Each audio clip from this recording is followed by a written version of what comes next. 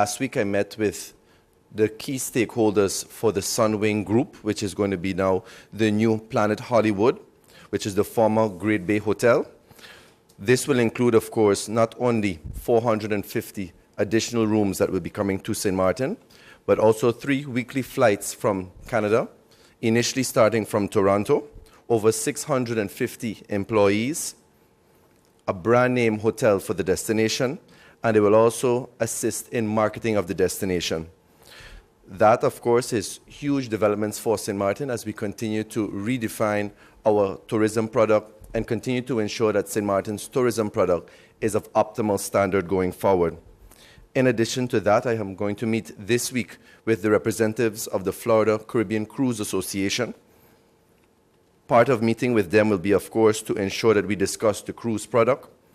We get feedback from the cruise lines and cruise passengers on how we can continue further enhance and promote the destination and our product. And in addition to that, how, as St. Martin, we can partner and go forward together. That is the reason for meeting with the representatives of the SCCA. In particular, to the cruise tourism and, of course, the tourist office updates, the following. When we look at Phillipsburg in total and how we are going to redefine Phillipsburg and strengthen Phillipsburg, the commitment from the ministry is the following. This weekend, on August 11th and 12th, will be the second phase of the vendor market and beautification stalls project, which is a collaboration between the Be the Change Foundation, Art Cafe, Koyman, and the Ministry of Theatre.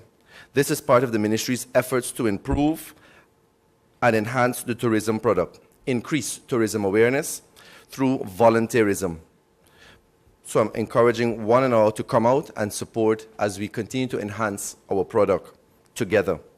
Also, the second part of the Phillipsburg Alive Block Party will be held this Friday on August the 10th from 5 p.m.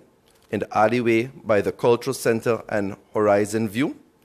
The ministry continues to partnership with the Phillipsburg Promotional Board, and this is to continue to bring heightened awareness to our country's overall product development and in particular focus on bringing back life to our capital, Phillipsburg.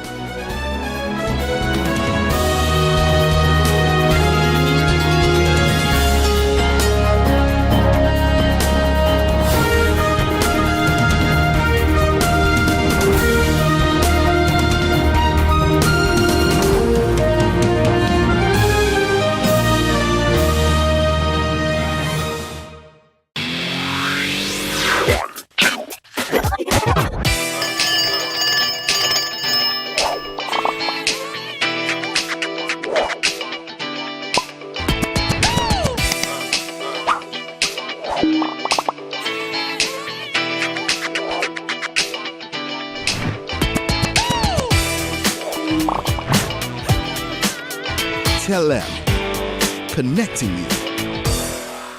GEBE has been faithfully serving the communities of St. Martin, powering your home and our economy. Come rain or shine, our qualified team of professionals are working hard 24 hours a day to provide you and your family with safe, reliable electricity and water. We use the latest technologies and test our products daily to maintain the highest international standards. Our friendly staff is always there to assist you, whether in person, over the phone, or online.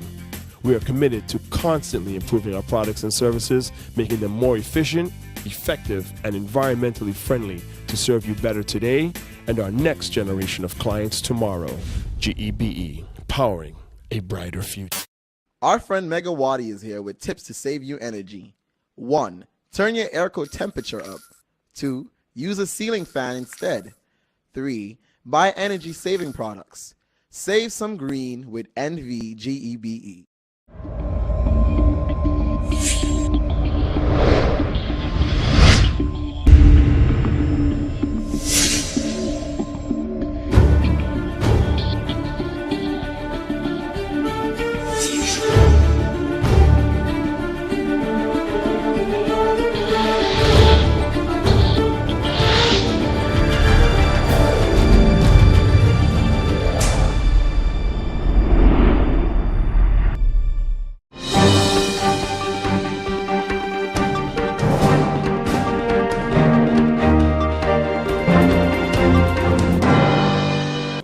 so just to jog your memory, 11 months ago, September 6th, 2017, is a day that we will never forget. We were faced with this huge disaster. Let me see if the video works. It does not, so you'll have to click it for me. So we were faced with this huge disaster that caused not only widespread destruction to infrastructure and then to our lives, it not only caused a breakdown of public order and social services, but it also caused significant environmental damage. And with significant, I really mean significant. I mean, since last year, September, we have been faced with cleaning up the environment and trying to make our ecosystem more resilient to what unfortunately will be the new norm. I don't know if you can see clearly on the screen, but here is a satellite picture that we were able to get from the Simpson Bay Lagoon right after the hurricane. And this is one big mega yacht that is still sunk right off of Port de Plaisance. And this is another mega yacht which was also sunk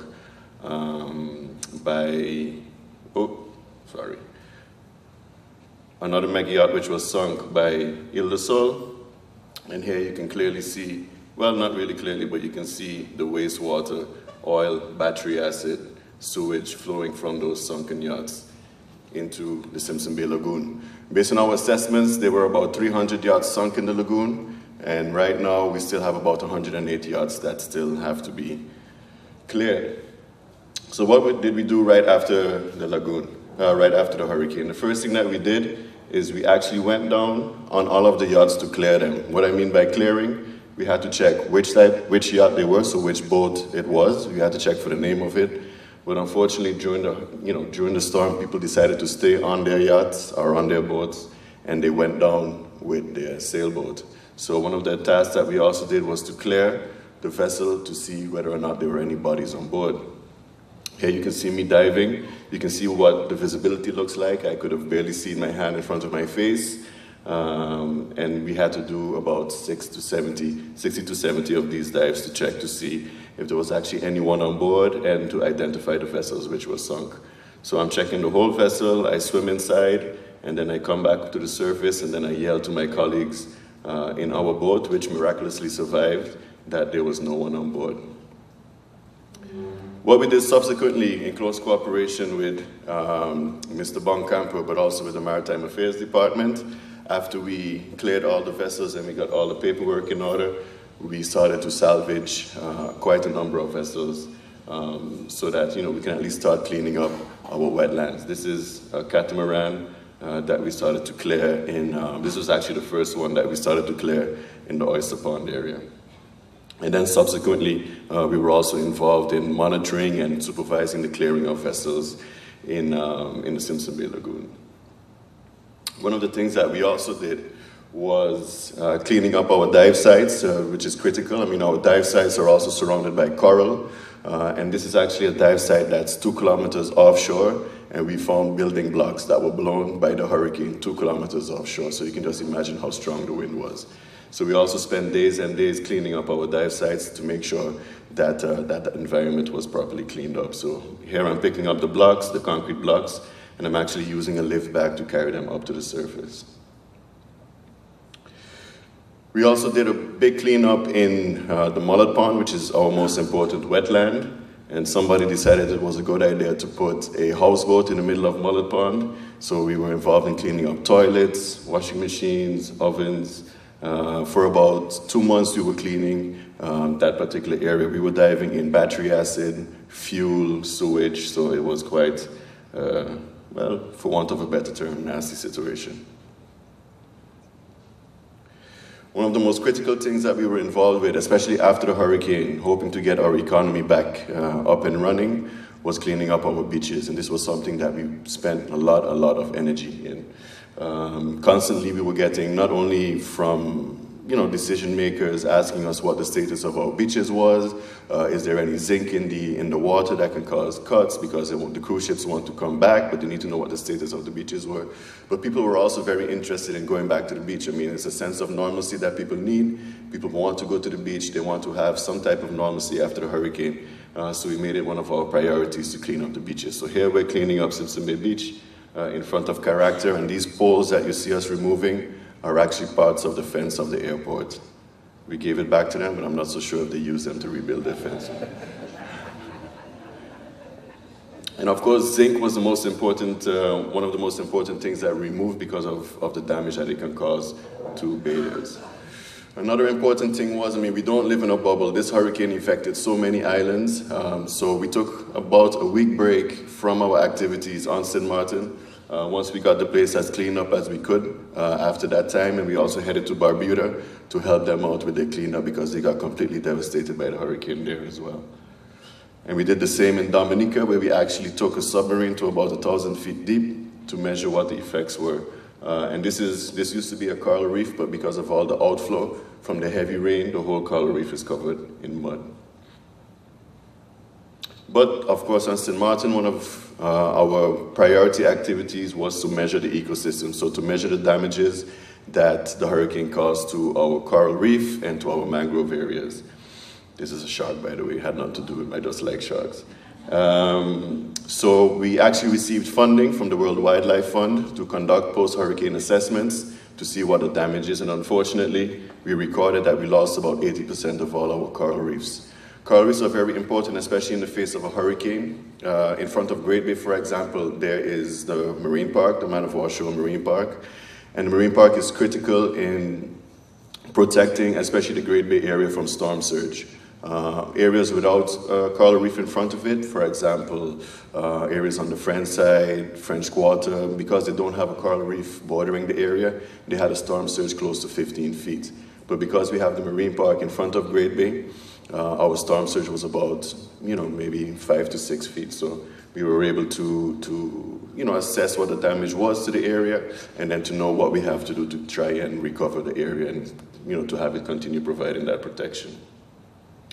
Another thing that we did is we partnered with our sister organization, EPIC, Environmental Protection in the Caribbean, and here we are helping them replanting mangroves at Little Key. Mangroves are also critical in providing protection to coastal areas. If you have mangroves in front of a coastal area, they kind of abate the storm surge and stop the storm surge from affecting coastal communities too much.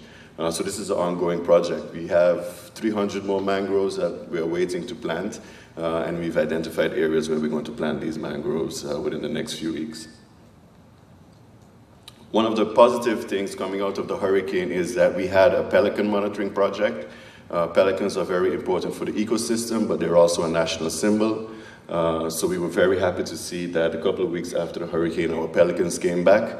And you can see here by the fort at Little Bay that they were actually nesting. So we were happy to see that that was actually something that started to happen again so soon after the hurricane. We also started back our coral restoration program. So with the help of our partners in the United States, we actually have a coral nursery. So we place structures in the water, and we basically hang coral on them. We make sure that they have the optimal conditions to grow, because this is what our previous coral nursery looked like after the hurricane. So we actually have about 50 pieces of coral that are growing, and then eventually in a year or two we will replant the coral on the reef. We had to deal with all types of weird things. One of the weirdest, no doubt, was the famous caiman, aka crocodile. We got a phone call actually from Mercedes saying that someone was trying to reconnect their water, and then they heard a hiss and a snap behind them. When they turned around, there was a crocodile trying to eat them. So what we did, we looked at some YouTube videos and we tried to figure out how to catch a crocodile, and we managed to safely remove it and put it in the zoo, and we're now trying to work on finding it a new home. We called it Chris because we can't figure out if it's a male or a female, so we figured Chris is a name that can apply to both. I'm just waiting for the end of the video to show you how upset it was that we had to remove it. That's my mother's bed sheet, by the way. She wasn't happy.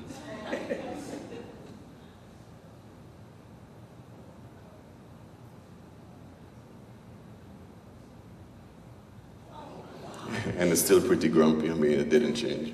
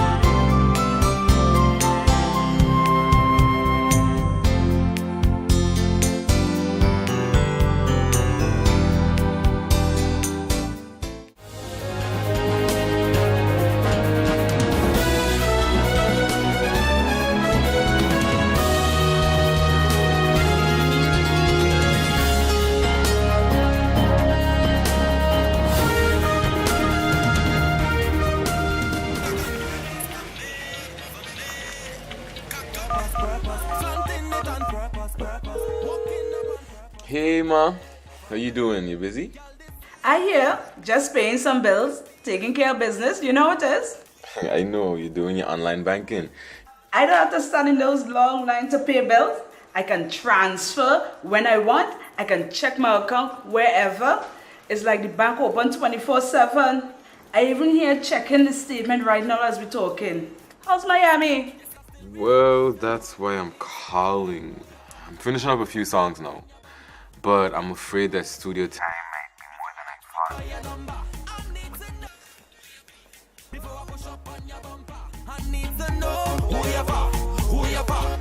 And I was wondering if I could get some help with some funds, and I could pay you back as soon as I get back to St. Martin. Let me check my account. How much you need? I think 500 should be enough. I can transfer it to you while online. Direct from me to you. No problem. Great. Thank you so much, Ma. I'll get online with Viv now. Alright, darling. You know who you're for? I need to know who you're for. Contact WIB today for your complete personal online banking experience. Available for all mobile devices, the Wynwood Islands Bank, now your online banking partner in progress. Who you're for.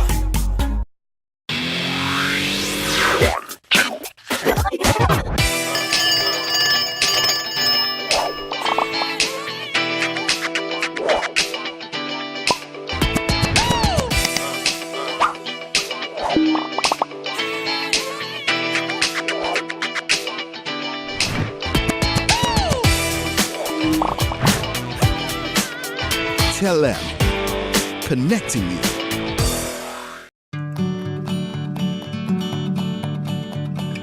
It's been said that behind every door, possibility awaits.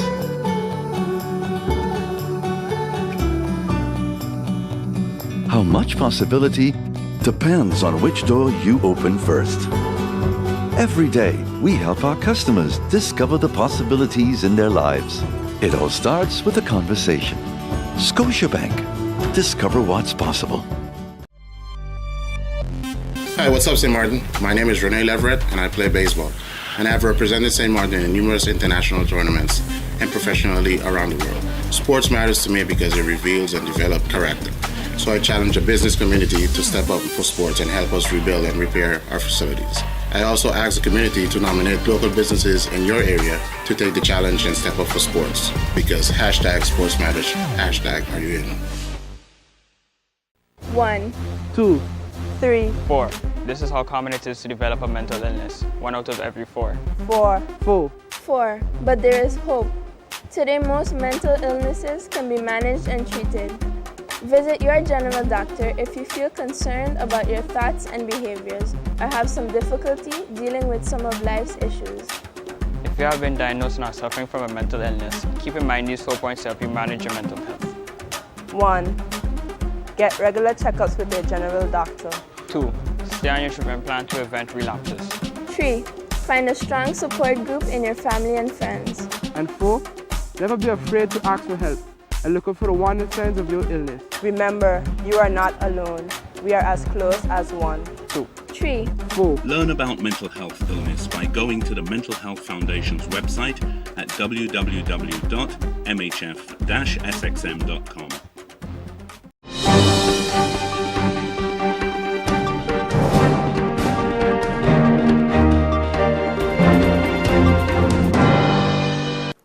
Talking about study financing, I'm looking forward to going to Parliament next week to present the draft law on study financing. For years, study financing, such as grants and loans for further study, has been governed by policies that originated before 10-10-10, the days of the island and the executive councils.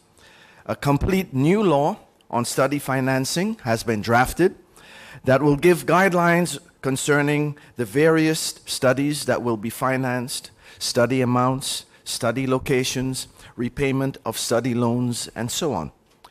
And I'm looking forward to be able to push this law forward in Parliament so that finally the Division of Study Financing will have a law passed by our Parliament that they can work with. As you know, even though schools officially open on August 13th, the week before, teachers are back in school making preparations. The preparations can be anywhere from workshops, training, seminars, meetings, and setting up their classrooms to welcome their students back to school. This evening, public schools will be starting a very special training, that's training in how to use technology in the classrooms. At this time, I just want to take a moment to thank our teachers, our early childhood teachers, primary school teachers, secondary school teachers, vocational school teachers, teachers working in special education, and also teachers at the university level.